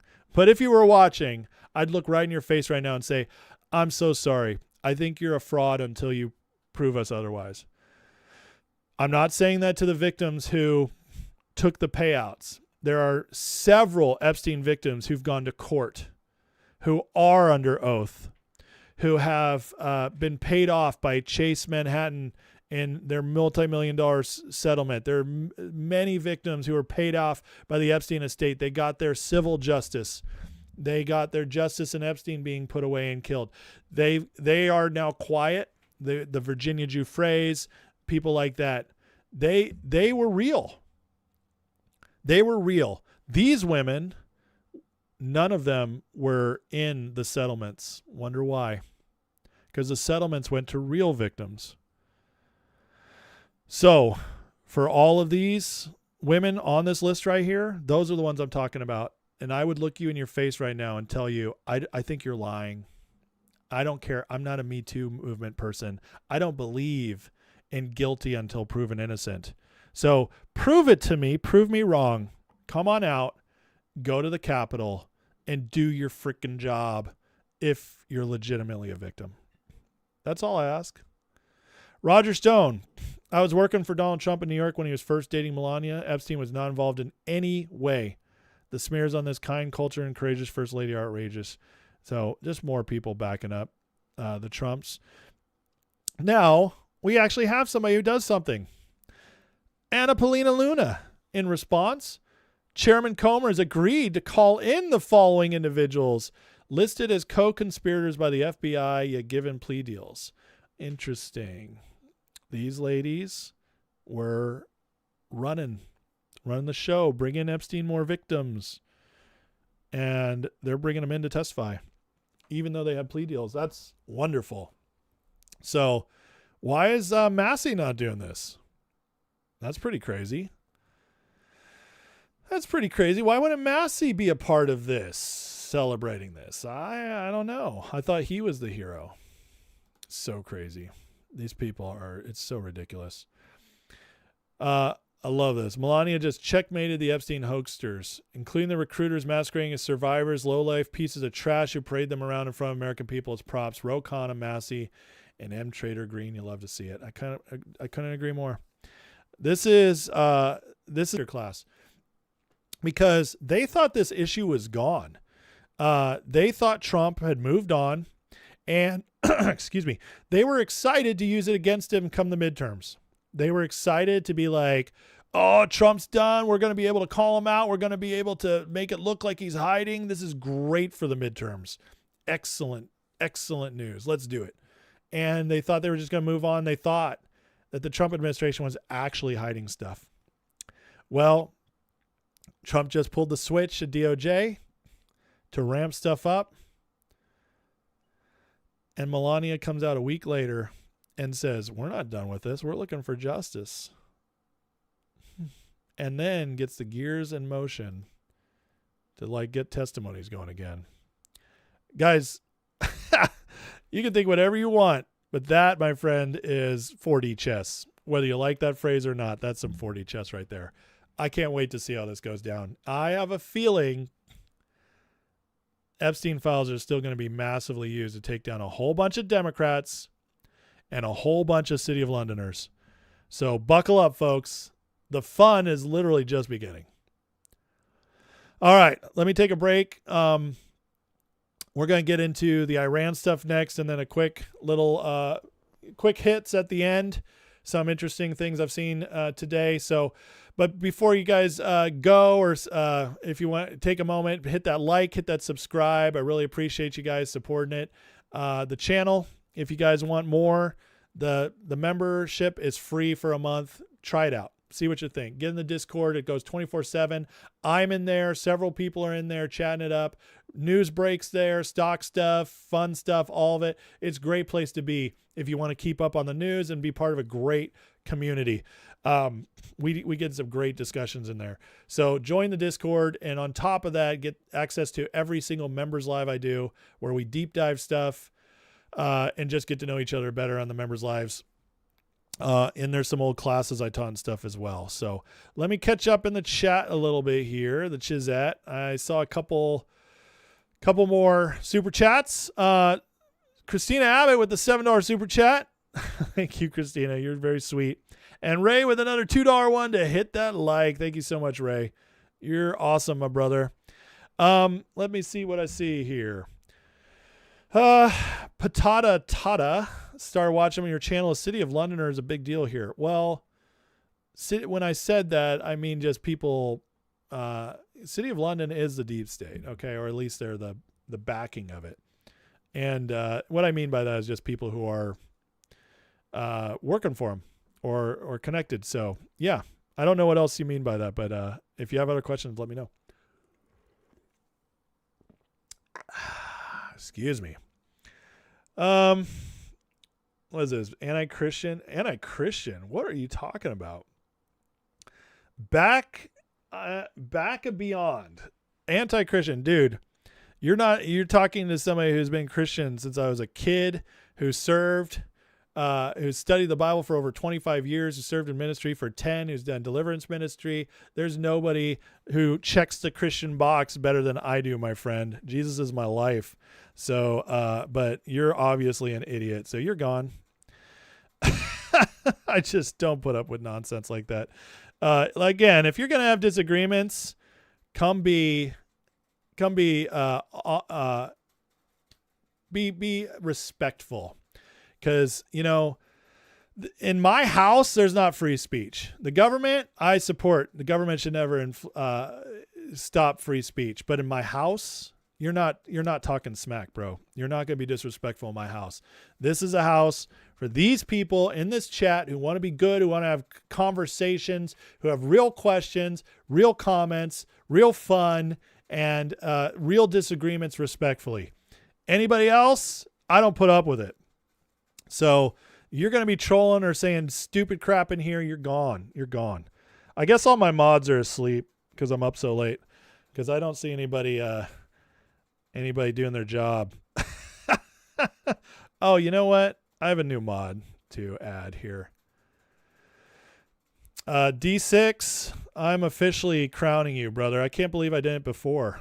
You deserve to be a mod. You've been here a long time, and you're in the Discord, and I trust you. So you have been knighted, my good friend. So so just so we have more not mods, because I know you guys get tired and sleepy, especially Toe Cramp. He's a very sleepy fellow. And Shogun, I definitely trust Shogun, but Shogun's too nice. Shogun's so nice. He'll hold out to the last minute, especially if somebody says something nice about Korea. He won't get rid of them. I'm teasing you, brother. You know I love you. Nick says he didn't see it. I'm teasing you guys. I'm having fun with you guys. I love you guys. Lochtefeld on Rumble says, never argue with drunks, idiots, or trolls. Absolutely. It's not worth it. They just get to go bye-bye. So, Mike Mishler is still here too. Yeah.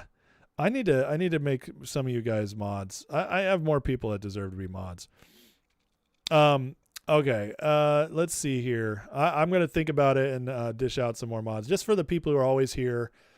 Give you guys a little power because I trust you in the chat. People have been here 2-3 years who know how I do things, who know how my show works. This show is about respect, okay? Now, I'm not always going to respect people in power. That's what I get to do as a host. But in the chat, we respect people, unless they're disrespectful first. Okay, let's see here. Did I miss anything? Nobody tagged me on anything, so all right. Well, let me get through the rest of the show then, and then I'll jump in the chat at the end, and we can have it out. How about that? Oh, let's see. Ogno Hush Money said, I tried to join for the free month. They wanted to charge me. That's not right. Now, what it might do, Hush Money, is it might just take your card as verification, and it won't charge you. And then at the end of the month, if you haven't canceled, it'll charge you. That's usually how it works. I'm sorry. I don't control the rules on Patreon. So if you don't feel comfortable with that, it's totally fine. I'm not going to be mad about it. But if you do want to get in the Discord, that's just what you're going to have to do. I'm sorry. I'm sorry about that. I can't control how Patreon does that. So you still get the free month. I think you just have to put your card in. So if you stay, it charges you automatically. So sorry. It's like getting a free trial of Netflix. You know, you gotta put in your card, and then you got to remember before the 7 days is up, you know? So Shogun, you work from home tomorrow? Nice. Yeah, I got work tomorrow too. I'm still doing the work, aren't I? But I'm a crazy man, and there's politics to talk about, and I'm a junkie. So that's what we do. Hot Rod says, I've been a silent watcher since 1,200 subs, from stocks to politics, Christianity. I appreciate you. I don't interact, although I post attention. Hey, thanks, Hot Rod. That's awesome. I appreciate you, and thank you for reaching out tonight. You know, you can go back to being silent, but I thank you for taking the minute just to say, hey. Isaac just found the channel and subscribed. Isaac, welcome, sir. That's awesome, man. I greatly appreciate you. I got to call it out tonight. I just hit a major thing. 15,000 subs they passed tonight. Holy smokes. Wow. Listen, you guys who have been here for 3 years, some of these people remember 3 years ago, I started doing these lives talking about stocks and stuff. And, you know, I didn't really know what I was talking about at the time, but I was just passionate. And yeah, I mean, these amazing people started watching me while I was in my car or at a park, in my closet. And so you guys have been here the whole time and watching me have this. The shadow ban's gone. I was shadow banned for so long. It's incredible. So, wow. I just can't believe that happened. So unbelievable. But wow, thank you guys. Did the quartering melt down today? Oh, no way. I can't wait to see that. Mike Mishler, I'm making you a mod as well. You've been here a long time. You deserve it. Anyways, thank you guys. Yeah, humble beginnings, but listen, I just love doing this, and I love you guys, and I love being a part of this. And if someday I get to do this full time, that'd be that would be the deal, or the dream. So we'll see what happens. Thanks, Hot Rod. You I love it. Am I a dirty Jew? What the hell is that about? I'm actually full-blooded, well, half-blooded, half Austrian, half Russian, with a little bit of Scottish in there. So there's no Jewish blood in here. I'm sorry. People say that because of my nose, but nope, not gonna happen. Excuse me. Yeah, like 100 people would watch my videos back in the day. Crazy stuff. Okay. We're living in the past. Let's move on. Candace says, I rarely get to watch live. Thanks for being so positive. You're welcome. You know, guys, listen, I love, I just, okay, there's a lot of new people here. So I'm going to get onto this in just a sec. But let me just say, for all the new people watching, okay, I have a very specific outlook on the world. And that outlook is through faith. And I love Jesus, and I believe that everything Jesus touches gets better over time, and sometimes immediately. And I believe the world history is trending in the right direction. I'm not going to get into end time stuff. We could talk about that another time. But the trend of history since Jesus rose again is growth and and getting better. And I believe the best this world is seeing is coming. Best for America is still coming. And I believe Donald Trump is ushering that in. And I believe he's specifically chosen by God to do so. And that all goes back to an encounter I had with God in 2016 where he told me Trump would be president and usher this in when I was getting ready to go vote my little butt for Marco Rubio. So one thing I believe is that always need to be hopeful. I don't even believe it's a choice. I believe it's a commandment from God to have hope, because without faith or without hope, you can't have faith. And without faith, you can't please God. So how can you please God without hope? You can't. So what does that mean? Blackpilling is hopelessness, which means when you're blackpilling, you're literally making God upset. You're hurting his feelings. You're offending him. And we know that from several instances in the Bible, going all the way back to Exodus when the Israelites were grumbling in the blackpilling big time in the wilderness, and God was very mad at them. So I am always going to be hopeful. I'm always going to be optimistic. And then I got to say, I was always like this anyways. And then I met another person who lives it even better than me. And that is President Trump. President Trump is completely white-pilled all the time. And I shared a big part of that last night, his secret. And I just believe that, somebody said the other day, pessimists are often right, but optimists are often successful. And I just believe that like optimism and outlook is partnered directly with faith, and it ends up leading to better things. So this channel will never be black-pilled. This channel believes in things higher than, pulling just clicks and off of complaining and griping and calling people out. That's not what you're going to find here. What you're going to find here is someone who's always trying to see what is really happening behind the scenes. Someone who's always looking past the psyops going on and the false narratives going on. And someone who believes in the people that are leading us right now and believes in them and chose them, has picked my side, and is going to see it through to the end. So that's what you'll find here. And if that's not for you, that's okay. God bless you. I'll keep doing this no matter what. Like these guys said, I used to do this with 20 people watching. I've been doing this for 3.5 years. It's completely organic. I've never paid for ads. I just, nobody's behind me. I work full time during the day, and then I spend time with my 6 kids and my beautiful wife, and then I hang out with you guys at night. And I'm addicted to politics. I've been watching for 25 years. I have been studying it for 25 years. History, politics, how it all works, everything. I'm a junkie. And my other great loves are Jesus and theology, which I've studied for 25 plus years. Gone to Israel to study the Bible, learned Greek and Hebrew. Man, I've done it all. Studied the church history, went to school, served in the church. And then I also love other stuff, sports, especially football and basketball. Well, mostly football these days. It's just, I have a lot of loves. Movies. I was a film critic. I just have a lot of stuff because life is beautiful, man. And what is there not like, there's so many things to be interested in. And so, but this is my passion. My passion is because I love this country. I'm a first generation American. My father was brought over here 5 months old from Austria. He was, his father was fleeing the Nazis.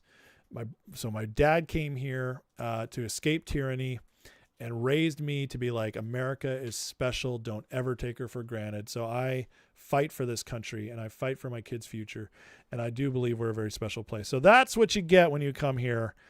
And I hope that works for a lot of you. And if not, no hard feelings. Just don't be a dick about it or we will ban you. So, okay. Time to move on. All right, guys. Iran. Always psyoping on Iran. Why? Because Trump can't win Iran. At least not to them. The reason why they can't let him win is because Iran is the last major stronghold of City of London foreign. That's a foreign power, foreign country in a strategic venue. That's not part of the, excuse me, not part of the crown. Whether it's Canada, New Zealand, Australia, but then they have Iran, and then they have a lot of grip on India, but not the same as Iran. Iran was literally a proxy state for them. They could control the shipping. They could control the oil. They could destabilize the Middle East whenever they wanted. They could pick fights with Israel whenever they wanted. They could fund terrorism through Iran. Iran was a big power puppet for City of London. So they cannot allow Trump to win this. And that's why, excuse me, going a little dry. That's why, because even though this win is overwhelming, and I went over the case for it last night, this win is overwhelming. The media narrative is that Iran is somehow playing Trump in this. And we're starting to see some of the stuff that they're all making a big deal about coming out today, which is like the Strait of Hormuz. But guys, again, I'm telling you, Trump, he's maneuvering all this. Well, today this came out. Iran's doing a very poor job, dishonorable, some would say, of allowing oil to go through the Strait of Hormuz. That's not the agreement we have. Interesting. See, they're playing games, and they're about to FAFO because Trump right now is being merciful. And I talked about how in the ceasefire, one of the big wins of the ceasefire is not that we got full surrender from Iran. No, that's not there yet. It could happen, but we're not there yet. What did happen, though, is that the ceasefire gave Trump all the leverage, and it put him in the seat of power again completely. And so now when Iran messes around, all of a sudden we're justified to do more. Because I guarantee you Trump wants them all out. Now, if they completely capitulate, if they completely surrender, Trump will let them off, and he'll say, okay, I can't deny this deal.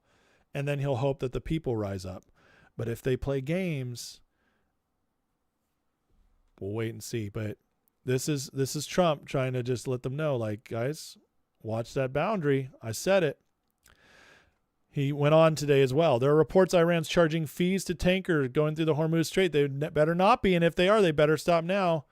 See, this is Trump controlling the narrative. Before, everybody else was saying, oh, it's not closed, or it's not closed, or I'm sorry, it is closed. They reclosed it. They're doing this. And they were all like narratives, and Trump would be like, no, none of this is true. Well, now Trump has reasserted it. Okay. Trump is the great spokesman. He's the great communicator. This is why Scott Adams was I miss Scott Adams so much. He was the one who understood Trump better than anybody when it comes to this stuff. And Trump is always making sure he's in the position of controlling the narrative. And it's very important because when you control the narrative, you control the hearts and minds of the people too. And Trump is reasserting the narrative here to prepare us and also to put Iran on blast. Because guess what? On Saturday, J.D. Vance, Steve Witkoff, they're all meeting in Pakistan with the Iranians. The Iranians landed today. This is all warning that these talks better go well, guys. I'm watching you very, very carefully. And this is what's really going on in Hormuz. Let me play this quick clip. Strait of Hormuz saying they better not be, and if they are, they better stop now. The developments coming as the early stages of the ceasefire appear to be holding. An Indian-flagged LNG carrier passing through the Strait of Hormuz Thursday, among the first signs Iran is, so far, holding up its end of the ceasefire bargain. Anybody who communicates with the Iranian authority has got permission from yesterday. Coordination necessary because of mines in the strait, Iran's deputy foreign minister confirmed. Those technical restrictions are very much connected to the wartime condition, and it takes time to be removed. So safe passage is secure. We have maps, we have everything that, we have to be careful that, the safe passage of tankers and vessels and well-being of crews are actually met during this passage.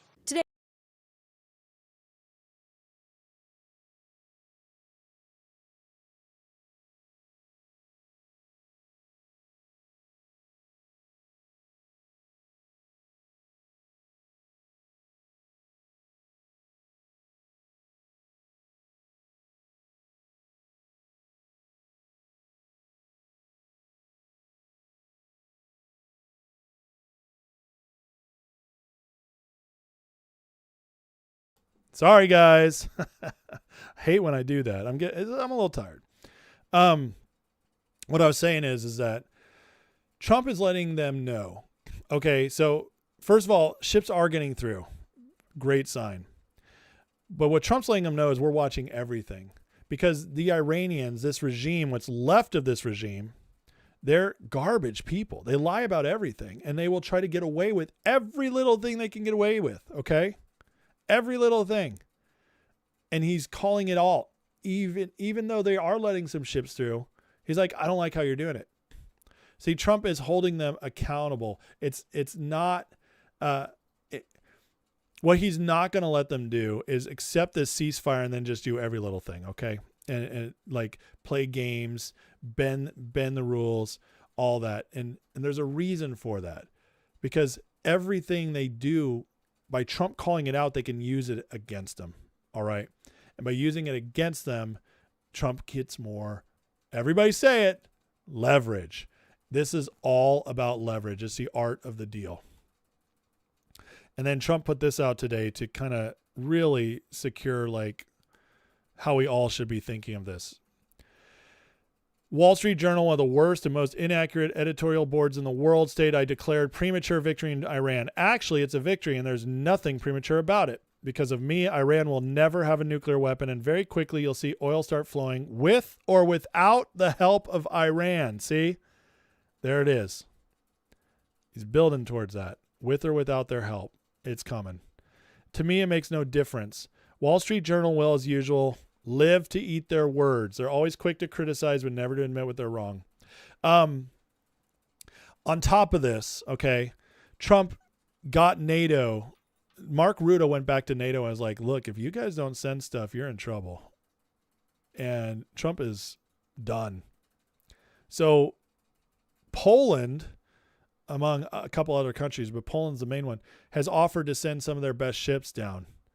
So Trump, in all of this, okay, keeping the Iranians on edge, he's also buying time for other ships to get down there and start controlling the strait and we can get out. I mean, you can see all the pieces on the board. Okay, they're all moving, but everybody's only focused on the one thing because they're trying to use that to hurt him. Everything is about hurting Trump. Everything all the time. Why? Because he's destroying their system. And as soon as you realize that, as soon as you accept it, as soon as you let it into your little heart, everything starts to make more sense. And guys, this might be starting. We talked last night about Trump arming the protesters, about the point of one of the points of the ceasefire might be to let them start rising up. Well, look at this. This is Iranians attacking IRGC forces at checkpoints.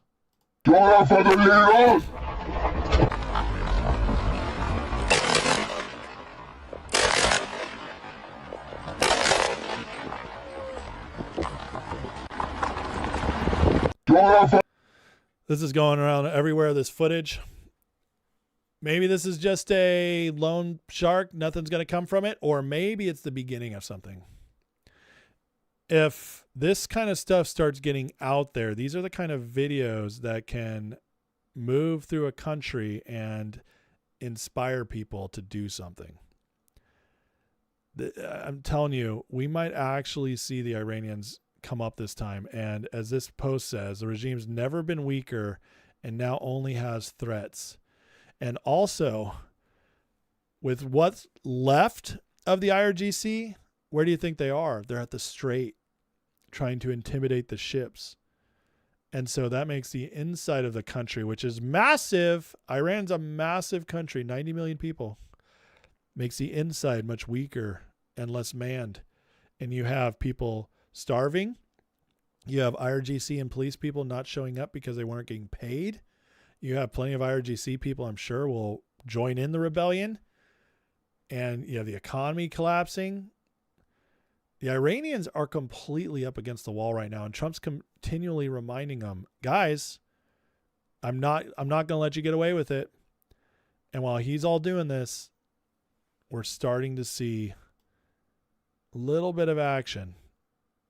I can't wait to see how this turns out. Best case scenario is Iran completely gets overturned by its own people, restored back to the Persians. Let's just call it what it is. That's best case scenario. We win the biggest victory of all. Second, great case scenario, we get the deal. We get a great deal, and we're watching over them. And if they move, busted. The worst case scenario is we obliterate them. And unfortunately, there's going to be civilian casualties. Probably not that much. We're pretty good at avoiding them, but there will be because these people are awful and they will use them as human shields. That's worst case scenario. All three scenarios, we win. And guys, by the looks of it and knowing how Trump acts, I think we might get the best case scenario. And that, can you imagine a free Iran? That'll go down as one of the greatest accomplishments of any American president. So I'm excited. I can't wait to see how this plays out. Okay. All right, guys. I'm going to just jump through the last stuff real quick. Just a few couple things I found today that I thought were interesting. This is a crazy stat right here. One of the few things that I'm not worried about it, but it is one of the few trends looking ahead that is really worrisome that like I take seriously. A lot of them are like, you know, Social Security is going to run out. I'm like, well, I wasn't expecting to get Social Security anyways. And if the Trump economy takes off, I'm sure it'll be fine. Like that kind of stuff, I don't care about that much. The debt, you know, we can still service the debt. If the economy grows, it won't be a problem. And if we get out of NATO, we clean up the fraud. I think Scott Bessent and Trump are right. We'll grow our way out of it. I don't worry about that stuff. But this is different. This is because this is human culture. And guys, we need to tell our, you know, if you're young, you need to have babies.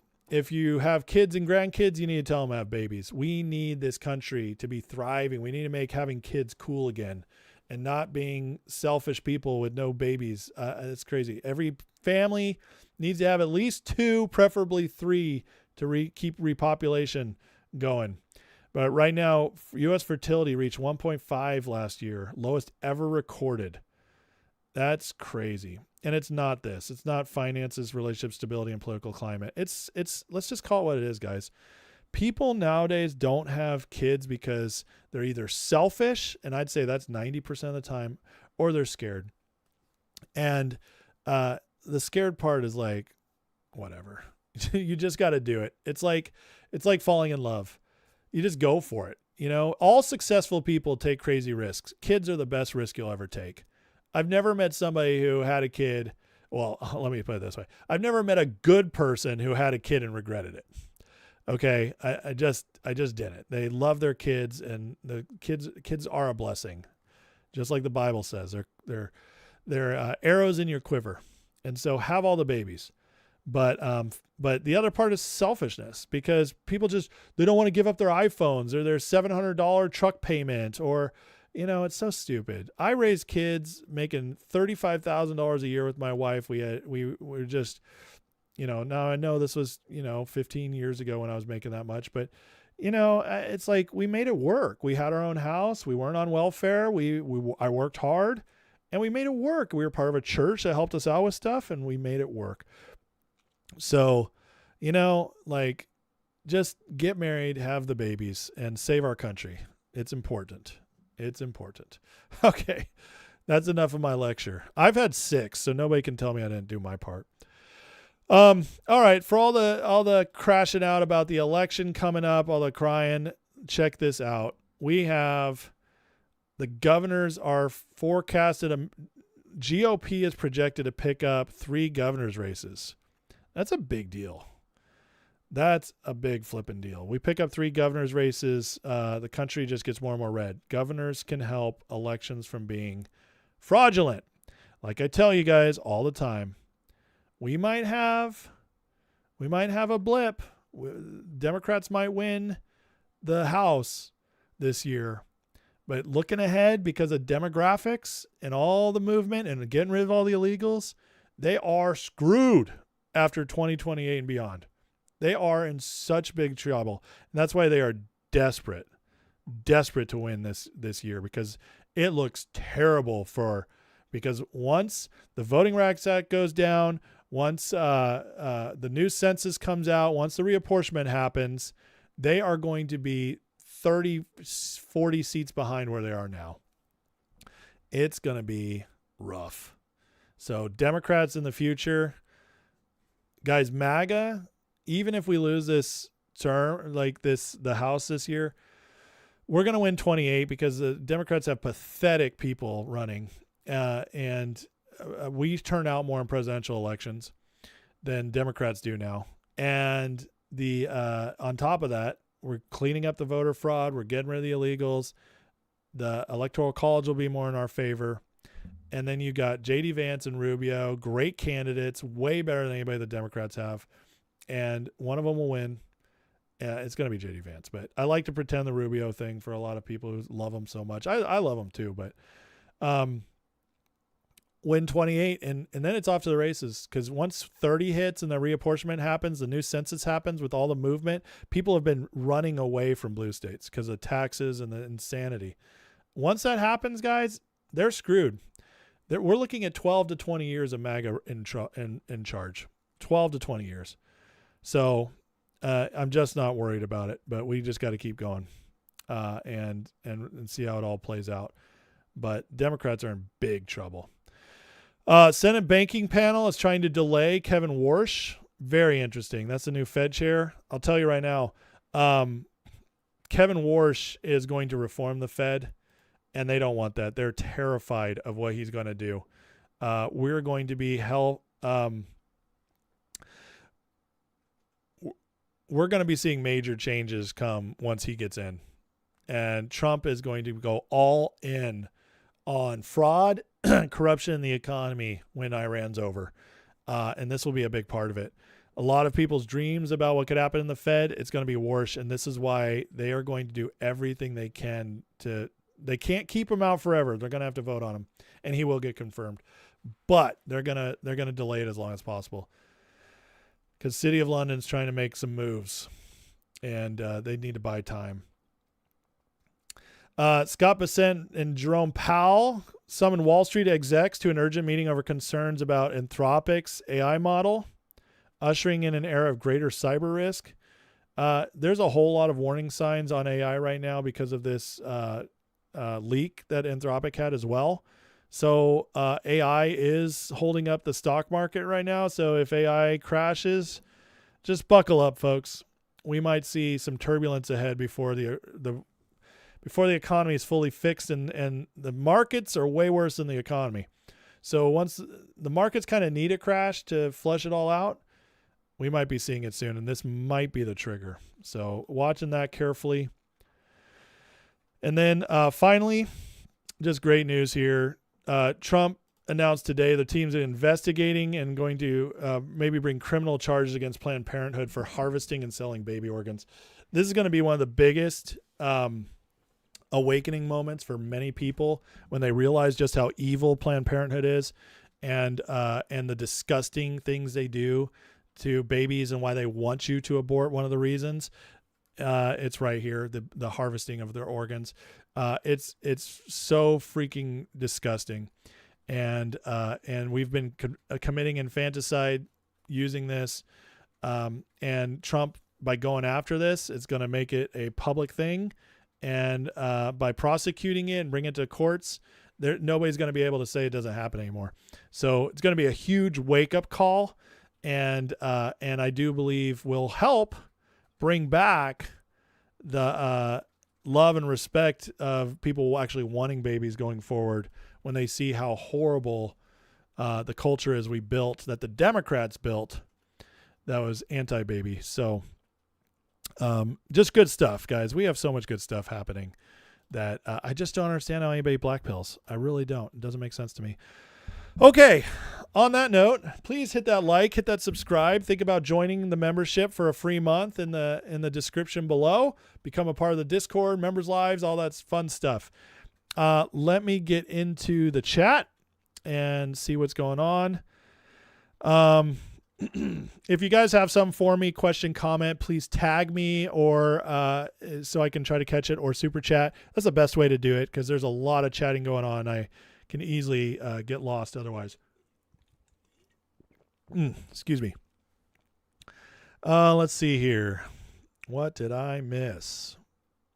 Not too much. Oh, looks like somebody got a message taken away. You guys, I told you, don't be dicks. But people come in here and are dicks, and they're going to get banned. I'm sorry. This is my house. I got great mods who are like family for me, and they fight for this house, man. They kick peeps out. We don't take that crap.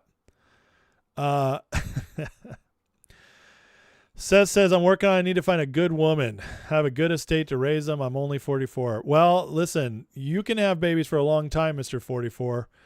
And, but I'm telling you, you're going to want the energy. You better start soon because I'm 42. I've already done my 6 and I'm tired. I'm tired.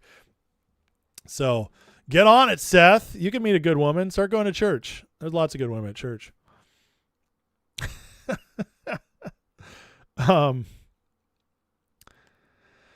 Let's see here. Uncle Andy says, governors can't protect elections when one left-wing judge can overturn anything they want. That's true. But, Uncle Andy, they can enforce stuff and make it more difficult to cheat even if a judge does something like that. So there are still ways they can make it a lot safer. They can't do everything, but they can make it easier. California might flip. Talking about the governor's race, it's going to take a miracle. But yeah, there is a snowball's chance in hell it could happen. It's out there. It's an outside shot, but only because of their ranked choice voting. There could be 2 Republicans come out of the primary because of so many Democrats running, and then only 2 Republicans get to run in the main election, which would be hilarious. So I can't wait to see how that might happen. You're right. JD did say he's going to have a 4th kid, so they're thinking about it. I still think he's going to run, but we'll see. We'll see. Adoption's beautiful. There are so many kids. Ellen, I think you guys were talking about. Yeah. Adoption's a wonderful thing because there are so many kids. You know, one of the most soul-crushing stats I've seen is that there are enough single couple, or not single, there's enough childless couples in the U.S. that they could adopt. If they just adopted like 2 kids each, they could adopt almost every kid out of the system. So it's almost like we could have no problem if people were willing to do it. And listen, the only reason I haven't adopted is because I already have 6. I just can't right now, but my wife and I have talked about it possibly in the future. There's nothing more soul-crushing than seeing these beautiful kids who just don't have parents. It's so sad and breaks my heart. So, yeah, think about adopting. We need it. Adoption is a beautiful thing. And those kids, man, they are so just grateful to have a home. Peter's my first name. I can see her. I can see it. The tagging works. It does work. Let's see here. What am I missing? What? Some of these chats, I'm not jumping in because I can tell some of you guys are talking to each other. Gordon says, I believe Larry Elders won the governorship and it was stolen from him. I could see that, especially because of how unpopular Gavin is. Angela says, my husband, 29 years, and I have 2 grown girls. They love Jesus, are wonderful. God's good. Amen. That's awesome. D6 says, my son's best friend's adopted. He and his wife recently adopted his nephew whose mother's died. Oh, man. Good for them. Good for them.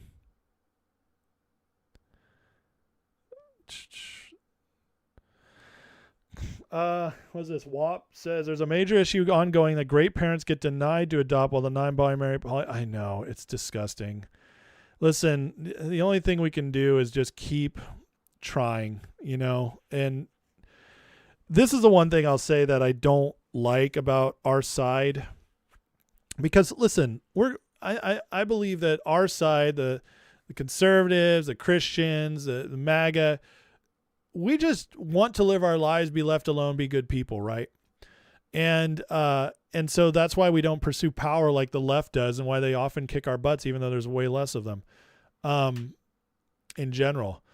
But the other thing we do is, because we're nice, we tend to give up. We tend to just let things go away. And it sucks. But, you know, one of the things I had to learn, because I was one of those people, I was just too nice.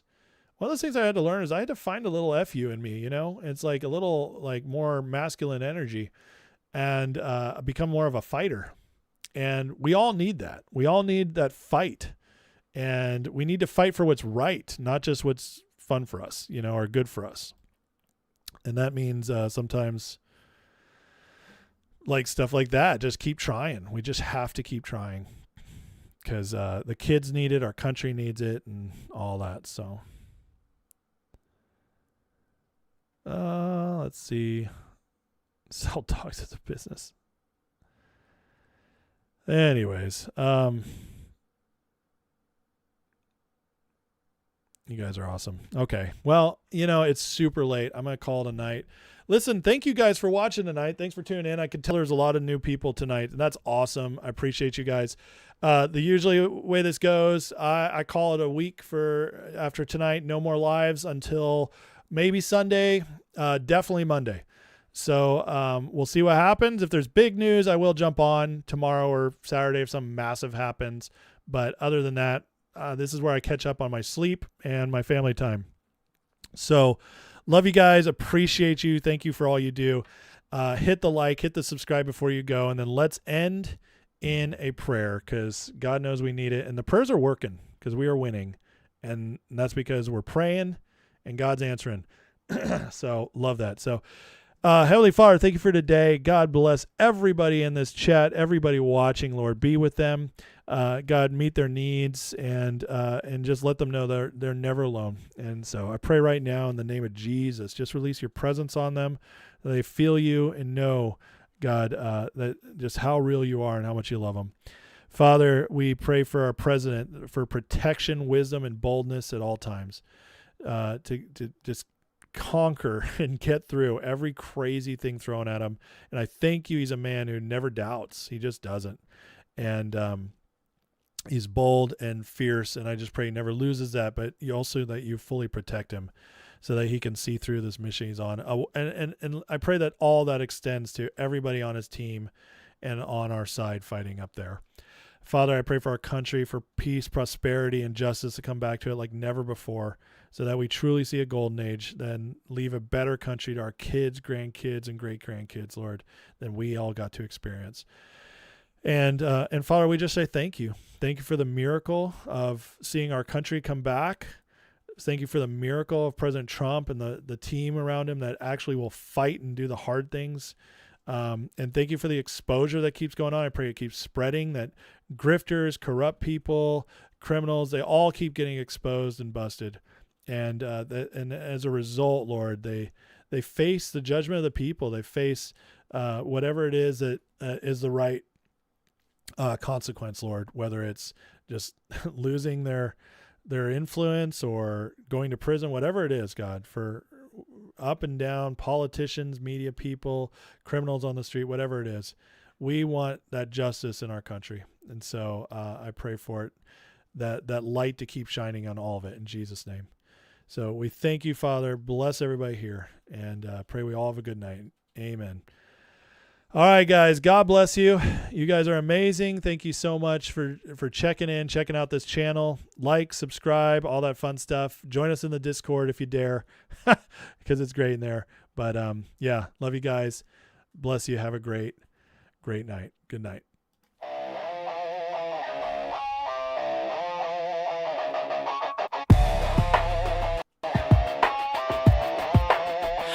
Headlines screaming like a siren at night. Red and blue shouting, nobody's right. Smoke in the streets, truth under attack. Everybody's loud, nobody's got facts. Feeds keep scrolling, nerves stay tight. Matchsticks flicked in the dead of night. They sell fear, cheap package the lies, while the clock keeps ticking, empires on fire. I can't sit quiet while the world's on edge. Lines in the sand, standing on the ledge. No script, no leash, no polish, quiet, just a This is